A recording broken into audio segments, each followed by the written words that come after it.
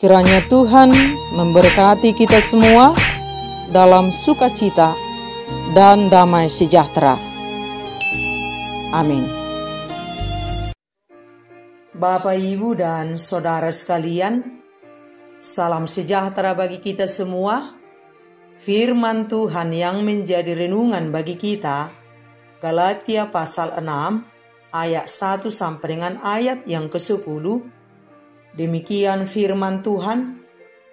Saudara-saudara, kalaupun seorang kedapatan melakukan suatu pelanggaran, maka kamu yang rohani harus memimpin orang itu ke jalan yang benar dalam roh lemah lembut, sambil menjaga dirimu sendiri, supaya kamu juga jangan kena pencobaan. Bertolong-tolonganlah menanggung bebanmu. Demikianlah kamu memenuhi hukum Kristus. Sebab kalau seorang menyangka bahwa ia berarti, padahal ia sama sekali tidak berarti, ia menipu dirinya sendiri. Baiklah, tiap-tiap orang menguji pekerjaannya sendiri, maka ia boleh bermegah melihat keadaannya sendiri dan bukan melihat keadaan orang lain. Sebab tiap-tiap orang akan memikul tanggungannya sendiri. Dan baiklah dia yang menerima pengajaran dalam firman, membagi segala sesuatu yang ada padanya dengan orang yang memberikan pengajaran itu. Jangan sesat, Allah tidak membiarkan dirinya dipermainkan, karena apa yang ditabur orang, itu juga yang akan dituainya. Sebab barang siapa menabur dalam dagingnya, ia akan menuai kebinasaan dari dagingnya. Tetapi barang siapa menabur dalam roh, ia akan menuai hidup yang kekal dari roh itu. Janganlah kita jemu-jemu berbuat baik, karena apabila sudah datang waktunya, kita akan menuai jika kita tidak menjadi lemah.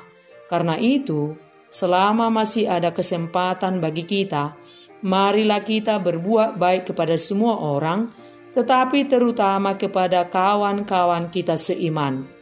Demikian firman Tuhan. Bapak, Ibu, dan Saudara sekalian, bagaimana seharusnya sikap seorang Kristen memperlakukan sesamanya? Berbuat baik kepada semua orang. Itulah tugas panggilan hidup kita. Dan ini bukanlah perkara mudah. Saat semua baik-baik saja, keadaan baik, sesama baik, itu mudah kita lakukan. Yang menjadi soal, saat keadaan dan sesama berubah menjadi tidak baik, bagaimana kita bertahan tetap baik atau tetap taat?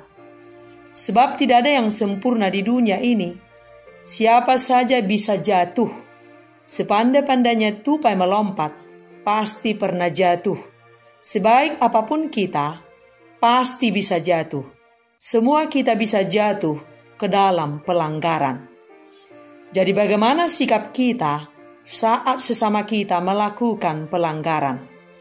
Dalam firman ini dikatakan, saat seseorang kedapatan melakukan pelanggaran, maka kamu yang rohani harus memimpin orang itu ke jalan yang benar dalam roh lemah lembut, sambil menjaga dirimu sendiri, supaya kamu juga jangan kena pencobaan. Saat sesama kita jatuh ke dalam pelanggaran, tugas kita adalah menolongnya untuk kembali ke jalan yang benar dalam roh lemah lembut, sambil menjaga diri kita untuk tidak jatuh meninggikan diri. Semua ini kita lakukan supaya nama Tuhan tetap termuliakan. Sikap kita adalah harus membangun, bukan menghancurkan. Sikap kita bukan menilai lalu menghakimi, kemudian menjauhinya. Sikap kita adalah merangkulnya dan membimbingnya dengan roh lemah lembut untuk kembali ke jalan kebenaran Tuhan. Dalam praktek sehari-hari, kadangkala kita tidak bisa menahan diri, kita menjadi hakim dan merasa diri kita paling benar dan menganggap dia si pendosa yang jatuh kepada pelanggaran tidak layak untuk diampuni. Padahal setiap kita bisa jatuh, sebab kita semua tidak ada yang sempurna. Tapi itulah dunia. Tangan selalu lebih cepat menunjuk-nunjuk kesalahan orang lain, membuli orang yang bersalah, sehingga semakin terjatuh, terpuruk, dan menjadi terhilang. Tetapi setiap orang yang telah mengalami Tuhan dalam hidupnya, yang telah hidup baru dalam pimpinan Roh Kudus, menyadari dirinya sebagai orang yang tak sempurna, yang terus introspeksi dan koreksi diri, dan terus berjuang memperbaiki diri, sehingga tidak punya waktu untuk sibuk mengkoreksi hidup orang lain, menilai dan menghakimi. Dan saat orang terjatuh kepada pelanggaran, kerinduannya hanya satu, supaya dia kembali mengalami kasih Tuhan dan menolongnya dengan roh lemah lembut, merangkulnya dalam kasih dan bukan menjatuhkan. Kehidupan orang Kristen diibaratkan sebagai anggota tubuh, bahwa satu dengan yang lain saling membutuhkan. Seperti tangan membantu memakaikan sepatu untuk kaki, kaki membawa tubuh untuk berjalan, mata melihat sebagai penunjuk jalan dan lain sebagainya, dan semuanya menjalankan fungsinya dengan rela tanpa merasa lebih tinggi dan tanpa merendahkan. Semua saling memperhatikan dan memperdulikan. Dan saat kaki tak sengaja jatuh, tergelincir dan terluka, anggota tubuh yang lain turut merasakan dan tidak menghakimi, tidak mengatakan, "Betapa cerobohnya kamu kaki, dipotonglah engkau." Tetapi mata akan segera mencari bagian yang terluka, tangan akan segera mengelus dan mengobati bagian yang sakit. Bagian tubuh yang sehat menyembuhkan bagian tubuh yang sakit, sehingga tetap menjadi kesatuan tubuh yang saling memperhatikan, yang saling menolong, dan saling membutuhkan. Sejatinya sebagai bagian anggota tubuh Kristus haruslah kita demikian. Saat anggota tubuh lain jatuh pada pelanggaran, tergelincir, dan menjadi terkilir atau terluka, bagian kita anggota yang sehat adalah menolong dan menyembuhkan, bukan menjatuhkan, dan bukan menghakimi, atau bukan menjauhinya. Kehidupan kekristenan sebagai anggota tubuh Kristus sejatinya harus saling bertolong-tolongan. Yang kuat menolong yang lemah supaya menjadi kuat. Yang sehat menyembuhkan yang sakit supaya menjadi sehat kembali. Tidak ada yang merasa lebih hebat dari yang lain. Tetapi bagaimana setiap kita sebagai anggota tubuh Kristus berfungsi seturut panggilan kita masing-masing, walau berbeda profesi, tetapi di dalam Tuhan menjadi kesatuan yang saling membangun, saling menguatkan, saling menolong, ibarat sebuah bangunan jembatan yang terbuat dari berbagai bilah kayu, dari yang kecil, yang sedang, yang besar, bersatu untuk menanggung beban berat yang harus ditanggung bersama. Dan jangan ada yang menonjolkan diri, yang merasa lebih dari orang lain. Itu akan selalu menjadi sumber timbulnya pelanggaran. Sebab sejatinya kita semua tidak ada yang sempurna. Sebab selama kita hidup, kita akan terus berjuang untuk menjadi pelaku kebaikan.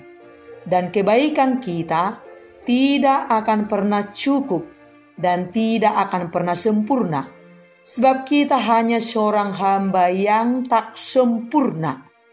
Jangan pernah takabur, merasa hidup kita sudah sempurna, sehingga kita menjadi lupa diri, padahal hidup kita tidak berarti. tidak berdampak sama sekali. Berlombalah untuk melakukan segala yang baik tanpa batas waktu, tanpa syarat, karena Tuhan telah lebih dahulu melakukannya untuk kita semua. Dia menerima kita tanpa syarat. Sekalipun kita tidak layak, Dia tetap mengasihi kita. Menanam kebaikan itu seperti menanam tomat. Mulai dari mencangkul, menabur benih, merawat, memupuk, membersihkan dari tanaman liar, sampai tiba masa panen buah dan berhasil. Demikianlah kita jangan jemu-jemu berbuat baik, sampai tiba waktu menuai bagi kita. Tetaplah bertahan menjadi pelaku kebaikan. Jika kita tidak lemah, kita akan menuai. Apa yang kita lakukan, semua akan kembali kepada diri kita sendiri. Jika kita ingin menuai kebaikan, taburlah kebaikan. Jika kita ingin saat kita jatuh kepada pelanggaran, ditolong oleh sesama dengan roh lemah lembut, lakukan juga hal yang sama kepada orang lain. Bantu dia untuk kembali ke jalan yang benar dengan roh lemah lembut. Jangan menghakimi. Kita harus sadar bahwa saat tangan menunjuk-nunjuk kita, saat kita jatuh kepada pelanggaran, memvonis kita seorang pendosa, seakan tidak ada jalan lagi buat kita, itu sangat begitu menyakitkan. Kita sering memberi titik kepada orang lain, padahal Tuhan selalu memberikan kesempatan kepada kita untuk kembali ke jalan kebenaran. Betul, dalam dunia kita sekarang ini tidak mudah menjadi orang baik, tetapi tidak menjadi untung juga menjadi orang yang tidak baik. Jika kita ingin menikmati kebaikan-kebaikan Tuhan, jadilah pelaku kebaikan. Sebab dalam dunia ini, kita sering sangat mudah terpancing untuk jatuh menjadi tidak baik. Dalam hal ini kita harus berkomitmen untuk setia menjadi pelaku kebaikan. Bukankah dalam keseharian kita sangat mudah tergoda untuk jatuh untuk menghakimi atau jatuh merasa paling benar? Dan kita harus ingat, kita bukan hakim. Tuhanlah hakimnya. Bagian kita adalah belajar taat kepada Tuhan dan menjadi pelaku kebaikan. Jika kita ingin mengalami kebaikan Tuhan, ucapkanlah selalu perkataan yang memberkati. Apa yang kita tabur, itulah yang kita tuai. Apa yang kita lakukan, semua akan berpulang kepada kita. Tanyakan selalu apa maunya Tuhan yang harus kita lakukan. Sebab setiap waktu kita terlibat peperangan rohani. Jika kita tak mencari Tuhan, iblis akan mencari kita. Hidup kita ini adalah belajar dan belajar menjadi orang baik. Isi hidup kita dengan segala kebaikan-kebaikan Tuhan, sampai kita dipenuhkan dan berkelimpahan. Sebab apa yang kita punya dari Tuhan, itulah kita bagikan kepada orang lain. Bagaimana mungkin kita memberi dari yang tidak kita punya? Bagaimana mungkin kita memberkati jika kita tidak diberkati? Bagaimana mungkin kita mengasihi jika kita tidak mengalami kasih Tuhan? Sebab hanya orang yang dipenuhkan oleh Tuhan yang bisa membagi hidupnya kepada orang lain. Hanya orang yang sudah mengalami pemulihan dari Tuhan bisa membawa pemulihan. Hanya orang yang sudah beres di dalam Tuhan, sehat rohani, yang bisa menyaksikan kasih Tuhan kepada orang lain. Hanya orang yang diberkati Tuhan bisa memberkati. Tanpa Tuhan, kita tidak bisa berbuat apa-apa. Saat kita mau belajar dan berjalan bersama dengan Tuhan, maka potensi ilahi akan menjadi milik kita. Semakin kita bergaul karib dengan Tuhan, semakin kita serupa dengan Tuhan. Tuhan menerima kita apa adanya tanpa syarat. Tuhan tetap baik kepada kita sekalipun kita tidak setia. Karena Tuhan itulah kebaikan itu sendiri dan tidak akan pernah berubah. Dan Tuhan mau kita menjadi perpanjangan tangan Tuhan, menjadi duta kebaikan di dunia ini. Alami kebaikan Tuhan setiap waktu dan jadilah saksi Tuhan dalam kebaikan selama kita masih hidup di dunia ini. Amin.